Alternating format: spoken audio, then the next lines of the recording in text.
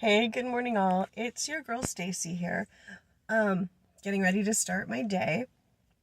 And message was coming in very urgently on the back of yesterday's message. So the message today is about programming. Um, I guess the best thing to do is just kind of start in.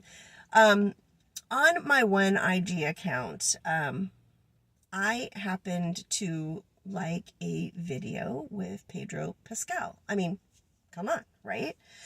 Then like, a couple of others showed up. And I liked those too. And then I noticed that the majority of my feed was Pedro Pascal. And so I thought, okay, I'm gonna kind of get ahead of this. So what I did is, instead of liking them, I just watched them. But that was okay because I was still putting my attention on it, and they doubled down. And I mean, that was it. My whole entire feed was Pedro Pascal. And I really love and enjoy Pedro Pascal, but I really didn't want, the whole daddy in my feed, right? And that's kind of what the message is. It's programming. So I was speaking to actually this came up in a couple of different readings that I've done over the past week, where one woman was on one of the platforms, and was watching about the full moon, and everything about the full moon was dire, this, that, and the other. And so, of course, the more she watched that, the more that was being fed to her, and the more that it was going. So then she, kind of decided to check something else out and kind of rewind it about the positivity of the full moon. Oh, no, that didn't happen. So when she backed off from that, the algorithm changed about the positivity of the full moon, just to kind of re-engage her. And also, it comes up about the news. I understand there's a lot that's going on in our world that is disheartening. But if you stay plugged in to the news and you're just constantly being bombarded with that, I mean, it's called consuming content for a reason, because we are taking it in. We are being fed, the different content.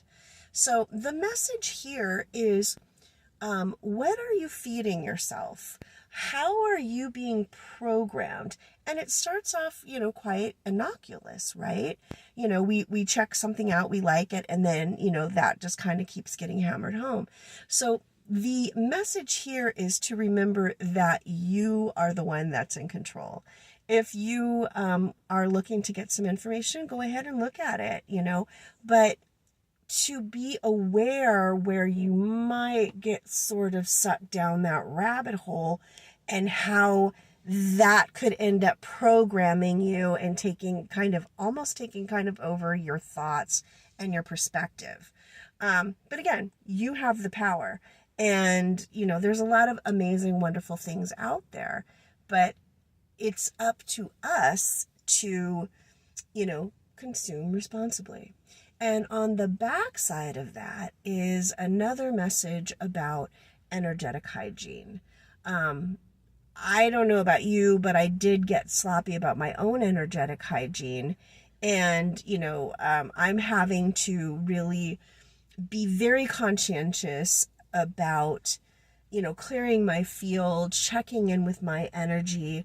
I think was it Lee Harris that was out there that was saying to take, even put it in your calendar. You can put a note in your phone. 5 minutes. If you even just take 5 minutes of your day just to sit and be still. You don't even have to meditate, just to kind of turn your focus inward.